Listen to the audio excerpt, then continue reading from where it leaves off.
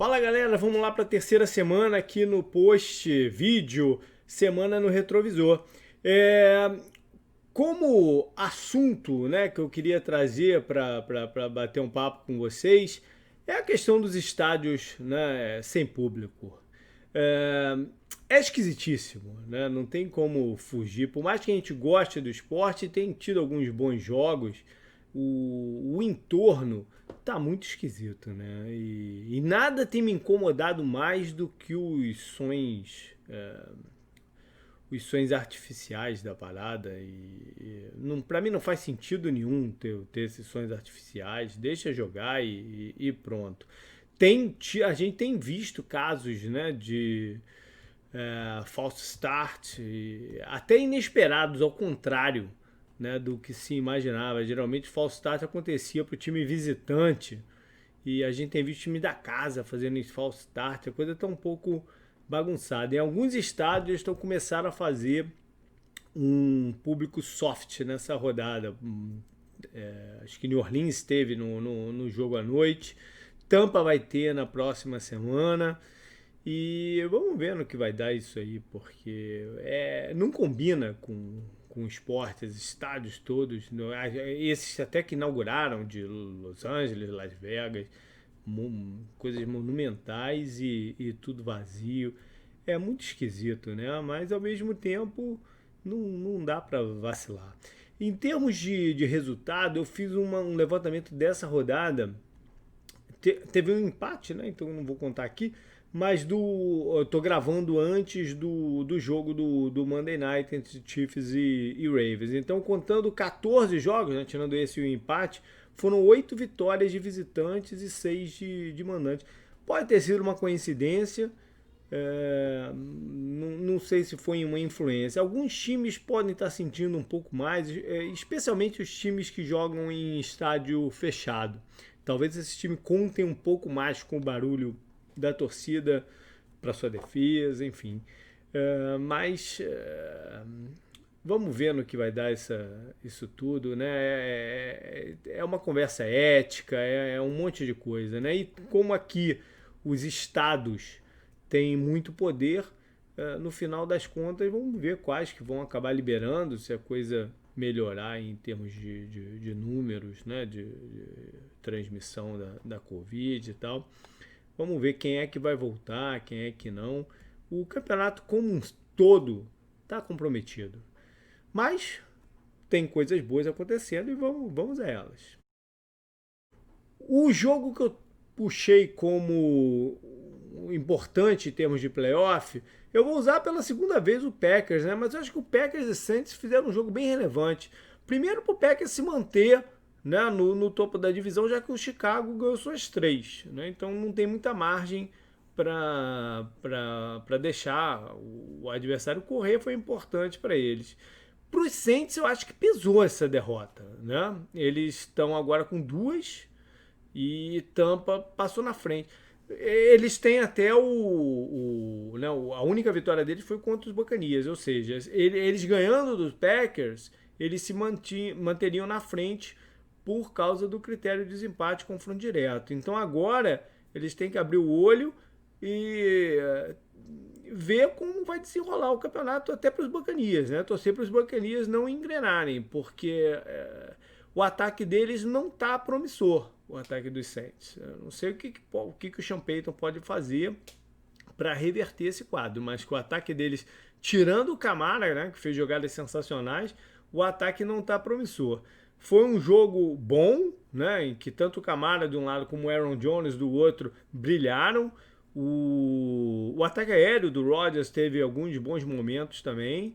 E mesmo sem o Davante Adams, né, o que não deixa de ser mais impressionante, né, o Packers ter colocado quase 40 pontos de novo no placar sem ser o melhor recebedor. Vamos ver, né, para onde que isso vai correr, tanto para os Saints como para os Packers, já pensando, na verdade, em termos de playoffs e né, posicionamento dentro dos playoffs para o time de Green Bay. Como upset da rodada, eu tenho que trazer o Carolina, né? Que é um time totalmente desacreditado. por tantas mudanças, né, e troca de técnico, e foram lá em Los Angeles e saíram de lá com a vitória. É um time que eu falei algumas vezes nos podcasts, previews, que não seria um time, assim, para você descartar como um todo. É um time que tem coisas interessantes no ataque, principalmente. A defesa foi muito mudada, mas deu alguns bons sinais nessa partida contra os Chargers, que, né, lamentavelmente, perde mais uma oportunidade de ficar ali próximo aos Chiefs, mesmo com um elenco que a gente sabe que tem qualidade. O Calouro teve problemas nesse jogo, que é normal. No outro, os Chiefs não estavam preparados para ele, né? Dessa vez o Penta sabia que ele jogaria, se planejou de uma forma diferente. É curioso o Panthers ter vencido a partida, a primeira sem o Christian McCaffrey, que é a sua grande estrela ofensiva, né? Não deixa de ser curioso, mas vitórias são bem-vindas e eu tenho certeza que o Matt Rhule vai colocar esse time aí muito em breve na briga. O time que eu trouxe aqui como preocupação, de novo, podia ter escolhido um monte, ainda vai ter um monte aí para buscar, né? Mas eu resolvi falar dos Texans. E eles que há pouco tempo, o Canguru até lembrou isso no último podcast, há pouco tempo eles conseguiram reverter um início de 0 vitórias e 3 derrotas, o que é raríssimo, né? Percentualmente é muito difícil um time que começa assim chegar aos playoffs. Eles conseguiram reverter. Será que o raio cai 2 vezes no meu lugar? Talvez seja muito complicado esse ano. Primeiro porque o time não parece ter um grau de confiança elevado em dar essa reviravolta, né? Por mais que o Watson seja um cara, né, de um estilo diferente e vencedor e tudo mais, mas o time não me parece confiante. A defesa, que era para ser um pouco mais simples e um pouco mais, né, compacta, tá complicada também. A gente tem que colocar a questão do schedule como um aliviador, né, dessa situação. Talvez nenhum time tenha tido um schedule tão complicado nesse início quanto os Texans, mas o fato é que são 3 derrotas, né? E para piorar, quando eles reverteram daquela vez, a divisão estava meio aos trancos e barrancos, né? Dessa vez o Titans já está com 3 vitórias e o Colts com 2. Ou seja, tem uma ladeira grande aí para Houston subir dessa vez. Fazendo aquela brincadeira do up and down com times que jogaram entre si, como jogador que sobe de moral, né? Eu trouxe o running back dos Patriots, o Rex Burkhead, que é um jogador que às vezes aparecia, né? Mas lidou com lesões e nem sempre esteve disponível para o ataque do McDaniel, do Brady na época. E nessa partida contra os Raiders, ele fez muito bem aquela função do James White, né? Que é importante no esquema do time, os passes para running backs em rota. O número não foi expressivo, né, de jardas. Ele conquistou 49 jardas em 7 passes. 7 passes em 10 targets. Ou seja, foi bem acionado. Um touchdown assim. Só que ele ainda correu para outros 2 touchdowns, com mais 40 e poucas jardas. Ou seja, cumpriu muito bem o seu papel e é um jogador que às vezes a gente esquece lá no meio da rotação dos Patriots.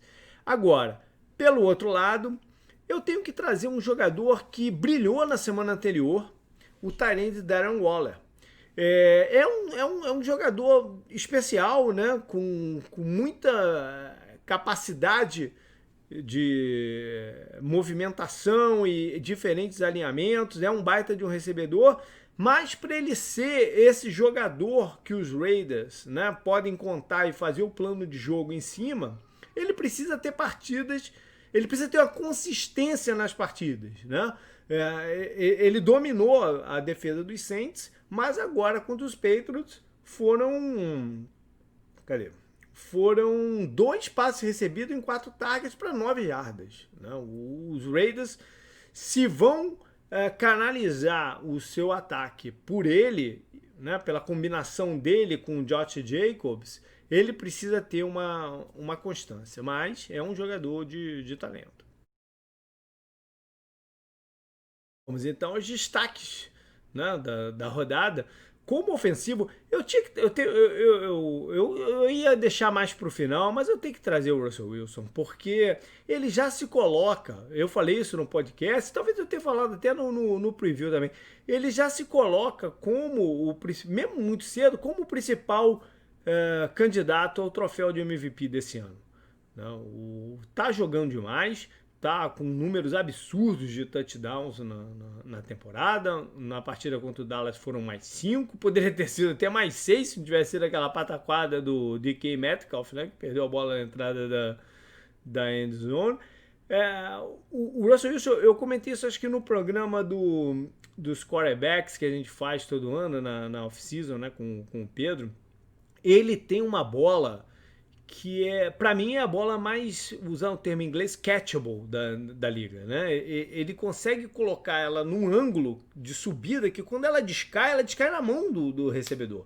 Então tem muito poucos drops dos recebedores, né? E somado à tranquilidade que ele tem de se movimentar e encontrar o melhor alvo na jogada, ele está carregando o ataque dos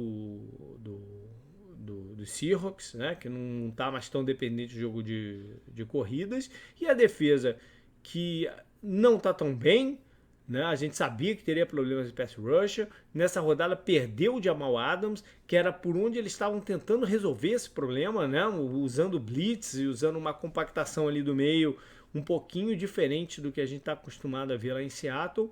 Então cabe ao Russell Wilson fazer esse time brigar por algo a mais. Na defesa eu resolvi dar uma moral pro Xavier Rhodes, ex-Vikings, né, que agora está lá nos Colts, que ele saiu de Minnesota meio que assim, já está numa descendente grande. E ainda é um jogador que pode contribuir se estiver bem fisicamente, né? Talvez as lesões tenham atrapalhado ele ano passado. Nessa rodada, por mais ter sido contra os Jets, foram 2 interceptações, uma delas retornadas para touchdown. A defesa dos Colts estava precisando de alguns elementos de big plays, né? O Rhodes pode ser que traga um desses. Para special teams, eu trouxe um jogador que é o kicker dos Panthers. A performance dele não foi espetacular, porque foram 5 field goals convertidos nas 5 tentativas, nenhum deles de longa distância. O máximo acho que foi 30 e pouquinho. E ele perdeu um extra point, mas eu vou deixar isso de lado. Mas enfim, o problema é que a gente vive uma época em que kickers não são confiáveis, né? E isso pode mudar de temporada para temporada. Então você tem um jogador que às vezes você, né, tá num momento bom, você toma a decisão mais criticamente acertada. Às vezes você tira a bola do kicker porque você está com medo dele. E 3 pontos naquela situação, de repente, eram melhores do que arriscar alguma outra coisa mais. Então, saber que você tem, naquele ano, um kicker que é confiável é importante. Então, tá aí o Sly, o kicker dos Panthers. Para fechar, calouro, eu vou voltar ao jogo dos Packers. O Green Bay precisava de um jogador, precisa, né, mais até de outros, mas enfim, precisava adicionar um jogador ali na sua linha de frente que trouxesse um pouco mais de energia, um pouco mais de dinamismo para a pressão, para o pass rush e, né, para as ações ali na trincheira. Quem fez isso muito bem contra o Saints foi o Kingsley Keke. Ele teve 2 sacks, um fumble e, como eu falei, muita presença, você notava ele em campo, né? O front seven dos Packers, ainda mais desfalcado do Kenny Clark, tem problemas. A gente viu nas 2 partidas, por mais que eles tenham ganho as 2 partidas iniciais, sofreram muitos pontos. Então a chegada e ascensão do Keke seria alguma coisa importante. Beleza então, galera, valeu. São esses aí os comentários dessa semana. Até mais.